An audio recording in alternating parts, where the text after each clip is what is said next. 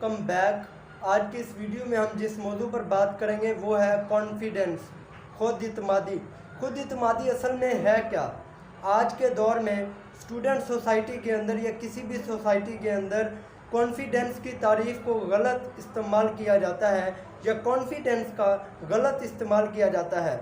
आज के दौर में ये समझा जाता है कि अगर कोई स्टूडेंट टीचर के सामने मिसबिहेव करता है या टीचर को बिला वजह क्लास में तंग करता है तो उस स्टूडेंट के अंदर बहुत ज़्यादा कॉन्फिडेंस पाया जाता है, क्योंकि जहां सैकड़ों की तादाद से बच्चे चुप करके किसी टीचर को सुन रहे होते हैं, वहीं जब एक स्टूडेंट दरमियान में इंटरप्ट करता है और अपने टीचर को बार बार तंग करता है तो ये उसके कॉन्फिडेंस की निशानी है।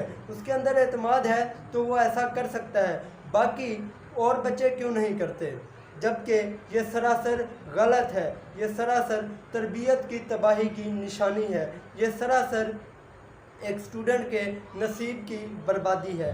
ये बिल्कुल ही गलत रविश है जो इस मुआशरे में दिन ब दिन बढ़ती जा रही है। लेकिन असल में एतमाद है क्या? एतमाद कहते किसे हैं? आखिर इस दुनिया के अंदर रिसर्च ये कहती है कि कामयाबी में कॉन्फिडेंस का बहुत बड़ा रोल होता है। तो आखिर ये कॉन्फिडेंस है क्या? मैं आपको बताता चलूँ कि कॉन्फिडेंस इंसान के अंदर की उस आवाज़ का नाम है जो ये कहे कि यू कैन डू इट, तुम इसे कर सकते हो। Thank you so much. Allah हाफ़िज़।